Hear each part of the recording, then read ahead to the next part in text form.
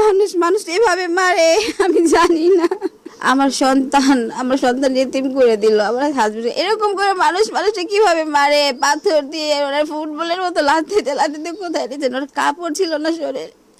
ওরা কি মানুষ? ওরা কি কোনো মানুষ ছিল? এরকম করে কিভাবে মানুষ মারলো?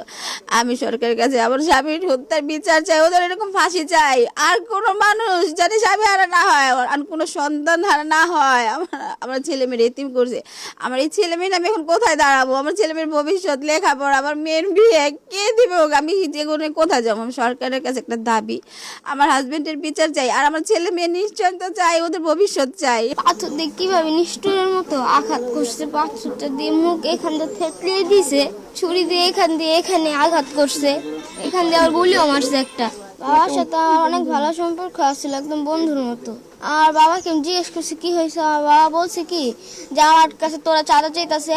আবার বাবা বলতেছে কি আমি সৎ ব্যবসা, আমি কি জন্য ঘুষ দিয়ে ব্যবসা করবো, এটা আমার ব্যবসা, আমি ঘুষ দিয়ে ব্যবসা করতে পারবো না। তাই এই জন্য আর তাদের এভাবে চাঁদা দেয়নি, পাথর দিয়ে নিষ্ঠুরভাবে মেরছে, এত কষ্ট দিয়ে রাস্তার ধারে ফালিয়ে। আমি তাদের ফাঁসি চাই। আমার বাবার ব্যবসার কারণে আমার বাবাকে এভাবে নিষ্ঠুরভাবে মারা হয়েছে। মাসে মাসে 2 লাখ টাকা চাঁদা চাইছে। আমার বাবা বলছে এটা আমি দিতে পারবো না, এটা আমার সন্তানের ভবিষ্যৎ, এটা আমি কেন দিব? আমি আর পারছি না। আমার মায়ের কষ্টটা আমি মাইনা নিতে পারতাছি না। আমার মায়ের এত কষ্ট দিয়ে মারছে, আমার মায়ের অনেক কষ্ট দিয়ে না মারছে। আমি তারিক যার কাছে আমি এটার বিচার চাই। আমার মায়ের রক্তের বদলে রক্ত চাই। আমরা 3টা ভাই বোন, আর একটা ভাই, ছোট ভাই, কলিজার টুকটা চেহারা কত সুন্দর, নূরের কত সুন্দর সাবধানী। আর ভাই আমার মামলার ক্ষেত্রে অনেক রকমের তারা কারসাজি করছে হচ্ছে গিয়া প্রথম যে মামলাটা করা হয় সেখানে আসামি যারা ছিল প্রত্যেকেই এই ঘটনার সাথে জড়িত ছিল।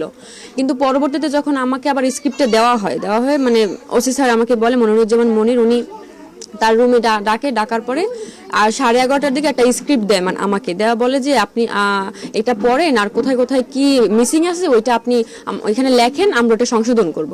পরে আমি ওটা পড়ার পরে অস্ত্রের কথাটা বলে নাই, কারণ আমার মামাকে যখন মারা হয়েছে তখন কিন্তু অস্ত্র দিয়ে আমার মামারে এখানে একটা গুলি করা হয়েছে। হ্যাঁ, তারপরে আপনার ছুরি দিয়ে আমার এখান থেকে বেরোই গেছে।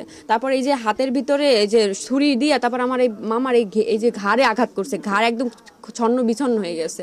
তারপরে এখানে একটা পোস্ট দিছে, এখানে একটা পোস্ট দিছে। তারপরে এগুলো করার পরে ওটা আমি বলছি ওসি স্যারের যে স্যার এখানে তো এগুলো উল্লেখ করেন নাই। এরপর পড়ার বলে যে আমরা সব উল্লেখ করবো, আপনি ওখানে আন্ডারলাইন করেন কোথায় দিব, কোথায় কোথায় মিসিং আছে। তো এটা করার পরে আমি সব পড়া দেখছি ঠিক আছে। আমি এবার করছি কি ওটা ছবি তুলে রাখছি। ওনারা বলছে যে ছবি তোলা যাবে না। আমি এবার করছি কেন ছবি তোলা যাবে না, আমি এবার গোপনে এটা ছবি তুলে রাখছি আমার ফোনে। কিন্তু তারা কি করছে, ওইটা না দিয়া অন্য তাদের মতো করে সাজাইয়া ওইটা আমার মায়ের কাছ থেকে সিগনেচার নিছে, যেটা 17, 18 নাম, 18, 19 এই 3টা নাম ছিল। সেই 3টা নাম পরবর্তী যে মেইন যে মামলাটা হয়েছে কাগজের ভেতরে ওই 3টা মামলা মানে 3টা আসামির নাম নাই, তারা হাইড করছে এবং সে জায়গায় অন্য 3 জনের নাম দিয়ে দিছে যারা এই ঘটনার সাথে জড়িতই না। তো এটাকে যাওয়ার পরে আমার মামা পরে যে পাথর দিয়ে যে মারা হয়েছে, মানে এই রকমের মানুষ কিভাবে মানুষ মারে, কিভাবে